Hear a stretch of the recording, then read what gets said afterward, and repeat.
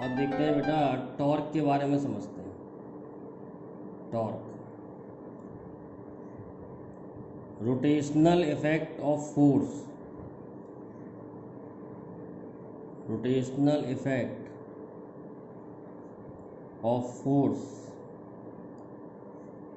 Is called torque. Torque से क्या होता है, बॉडी घूमती है। जैसे फॉर एग्जांपल ये एक रॉड है, यहाँ पर हिंज है और मैं ये फोर्स लगा रहा हूँ, तो बताओ ये घूमेगी या नहीं घूमेगी। तो जो फोर्स है वो भी हिंज से पास कर रही है, तो हमें ऐसे ये खींचेगी लेकिन घूमेगी नहीं। This force will not rotate the body.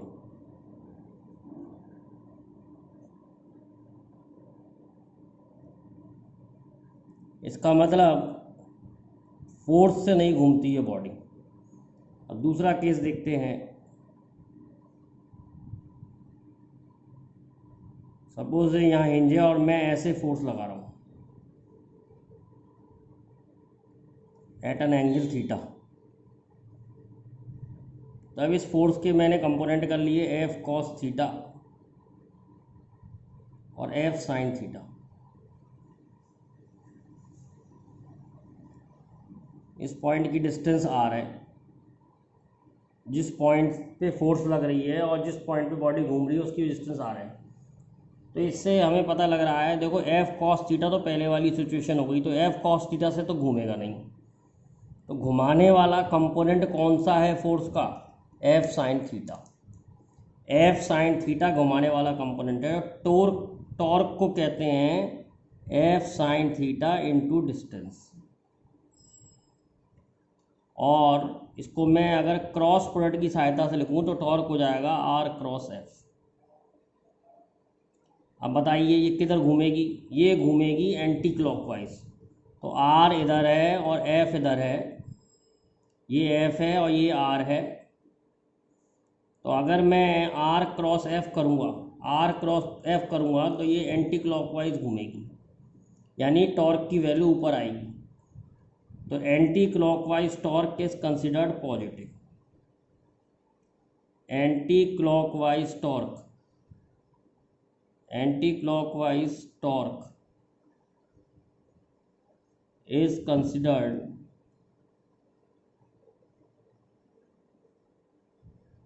considered positive.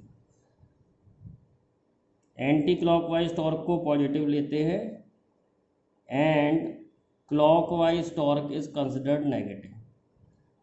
Clockwise torque is considered negative.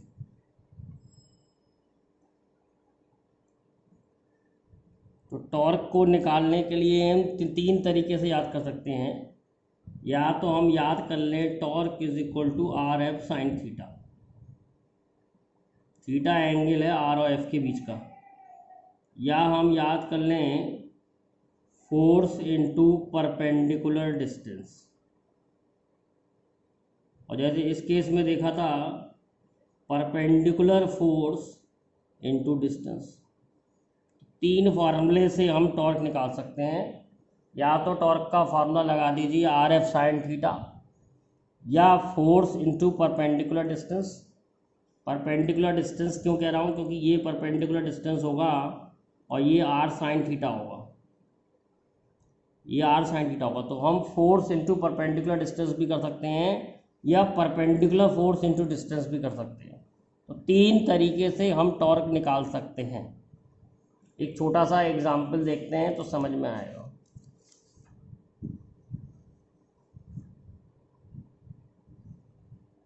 जैसे सबसे सिंपल एग्जांपल देखते हैं। एक पुली है, पुली की रेडियस आर है और इस पे रस्सी लिपटी हुई है। मान लो मैं एफ फोर्स लगा रहा हूँ, तो पुली को घुमाने के लिए कितना टॉर्क लगाऊंगा। तो टॉर्क का फॉर्मूला होगा force into perpendicular distance. Force F है और परपेंडिकुलर डिस्टेंस आर है। तो टॉर्क का फॉर्मूला हो गया R इंटू एफ। एक और एग्जाम्पल देखते हैं। जैसे मैं जो है किसी रिंच की सहायता से किसी नट को खोल रहा हूँ, और जो फोर्स लगा रहा हूँ वो 20 न्यूटन की लगा रहा हूँ। ये जो डिस्टेंस दिया है ये दिया है 10 सेंटीमीटर और ये एंगल दिया है 30 डिग्री। तो टॉर्क का क्या फॉर्मूला होगा? टॉर्क का फॉर्मूला होगा आर एफ साइन थीटा। तो आर 10 सेंटीमीटर है, सेंटीमीटर को मीटर में कर लिया, फोर्स 20 न्यूटन है और साइन थीटा साइन 30 डिग्री है। तो ये सॉल्व करके आ जाएगा 1/10 इंटू 20 इंटू हाफ, तो ये आ जाएगा 1 न्यूटन मीटर। अब देखते हैं बेटा रिलेशन बिटवीन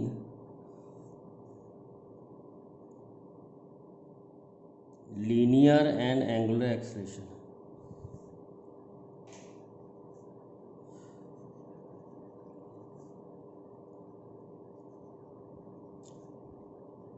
हम जानते हैं v is equal to omega R, हमने पहले ही पढ़ा सर्कुलर मोशन में। सपोज हम इसे डिफ्रेंशिएट कर दें, d v by d t is equal to r d omega by d T.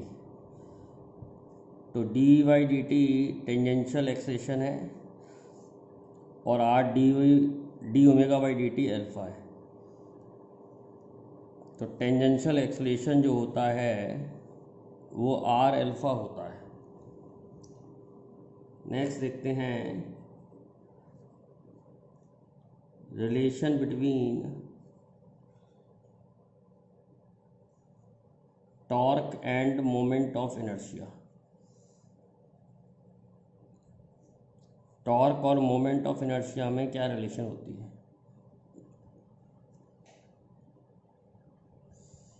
जैसे ये कोई बॉडी है और हम इसमें डिफरेंट फोर्सेस लगा रहे हैं।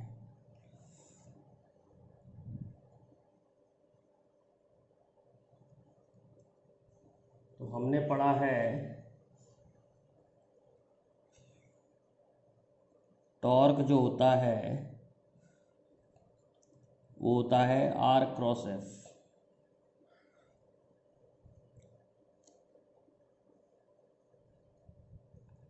तो टॉर्क को हम लिख सकते हैं आर क्रॉस एफ को लिख सकते हैं मास इंटू एक्सेलरेशन। तो आर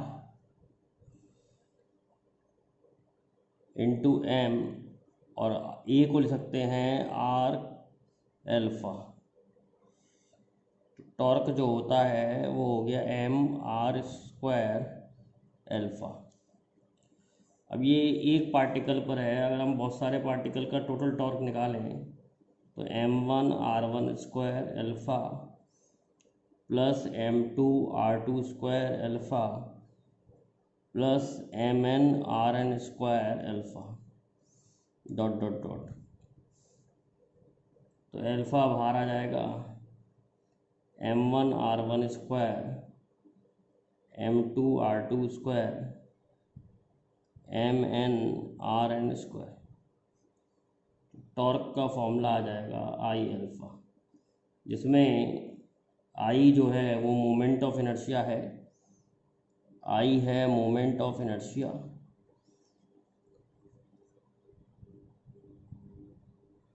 और आर एल्फा है एंगुलर एक्सेलरेशन। तो टॉर्क की सहायता से हम एंगुलर एक्सेलरेशन निकाल सकते हैं। एक एग्जाम्पल से समझाएंगे अभी आपको।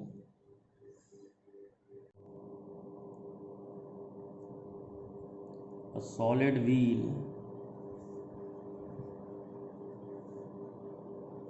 of 25 centimeter radius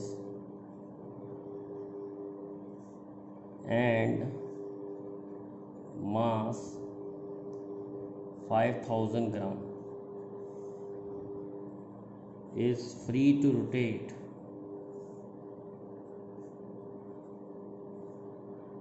about horizontal axis.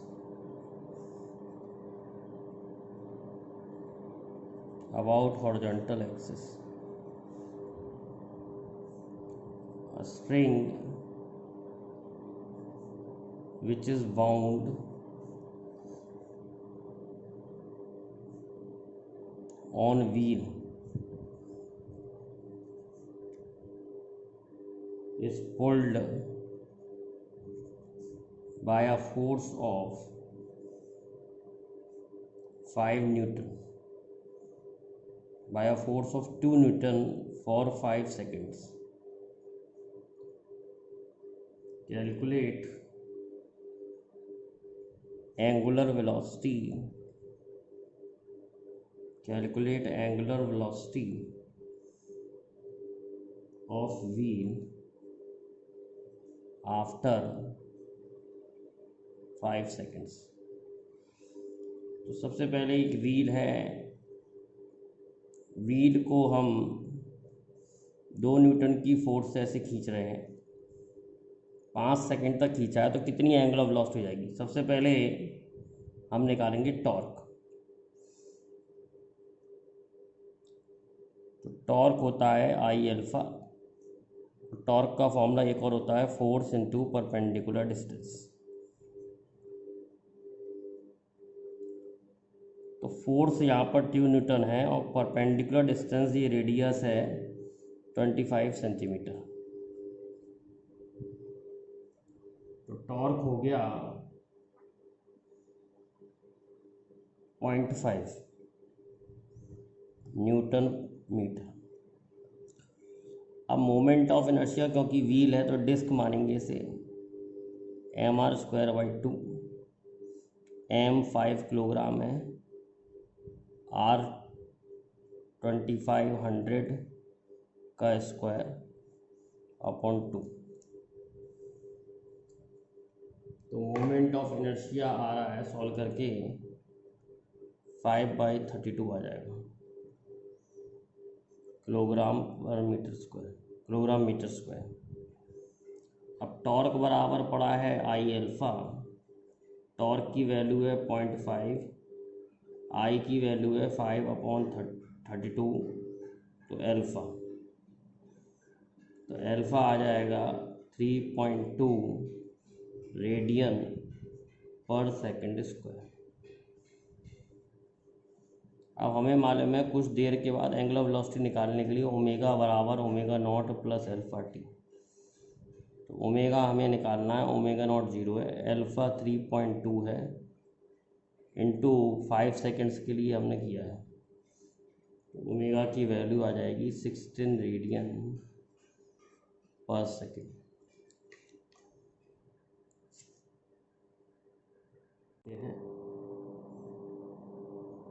A body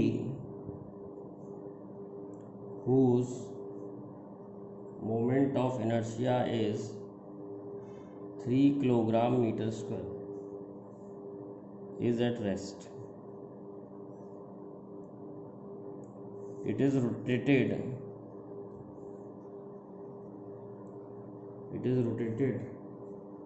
for 20 seconds